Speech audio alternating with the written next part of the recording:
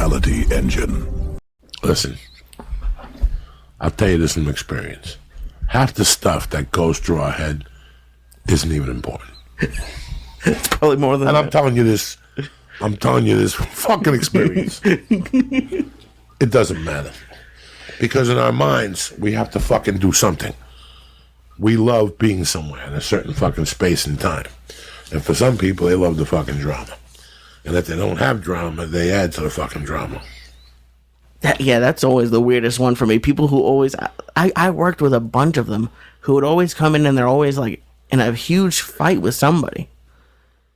I never understood that. Like, I would purposely avoid those things happening, and it seemed like those people every few days had someone else.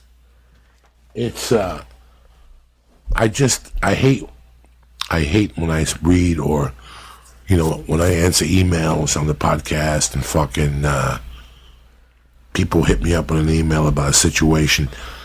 Some emails are just plain, but some things that people post sometimes about themselves, or they'll send me something personal, I could feel it. I could feel what they're going through because I was there. Like, I could read that kid's writing on that wall, and I understood. I went back to 1985, and I went back to being 20 fucking 3 in 1986, and, living in San Francisco and going to bed every night, not frustrated and confused.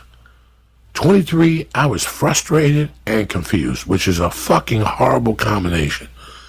And scared. I was frustrated, confused, and fucking scared. I was like those naked people in the woods that they put you out on that show on A&E, naked and afraid out there. I had clothes, and I was naked and afraid, but I fucking, I faked the funk. Like, I faked myself through the bullshit. Like, I was 23, petrified, just getting out of North Bergen. Okay, just getting out of Jersey. Yeah. Okay, when I was 23, it was 1986. I lived in San Francisco. I lived in Boulder for a while, and I lived in Snowmass Village when I was 23 years old. Gotcha. All right, so if I think last night I thought about this. I didn't have a grasp in all three places. Like, I had no grasp. I had a job, I made it seem like I had it together, but I really didn't have it together by no means. I would put money away and I'd blow it. I took classes at night, but I really wasn't doing anything with my life. Did you feel like you had it together in Jersey? No, I didn't have it together anywhere. I couldn't fucking get it together if you built it for me and put it in front of me and put it in my fucking pocket. That's how much I was a self-deterrent to myself. Like, I would just step on my own constant. Right when I was knocking on the door, I could fuck up a wet dream. Like, I was fucking everything up till maybe 30-something. Till maybe 30-something, I was a wet dream. And you know what? I got by. Somebody hit me up the other day if I knew some guys from the car business or whatever. I always get hit up. And I was thinking, being in the car business and my first check, like taking home like $4,000 and thinking like, that's it. $36,000 a year? This is perfect for me. Like, I was like, that's it.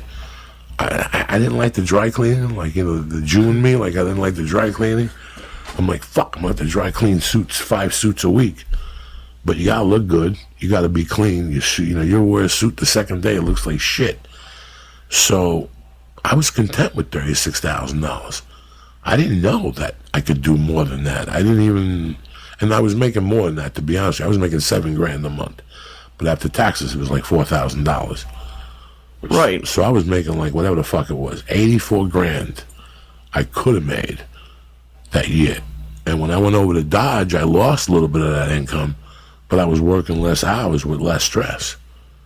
So I knew I could survive. That let me know I could survive by wearing a shirt and a tie. Did I like it? No.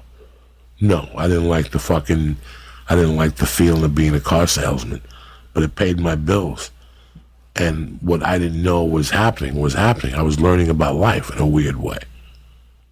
I was really getting an education of people, which is the education I always sought after. But I thought you I thought you loved it. I didn't know you didn't like it. Listen, when your wife goes to a party with you, as soon as she says I'm an attorney, somebody's going to make a remark. There's just something about being an attorney, right or wrong? Yeah. There's something about being an attorney. They're all scumbags. There's something about being a car salesman. I already was insecure about being a thief and a piece of shit and a junkie. Now I got to throw a car salesman on the mix.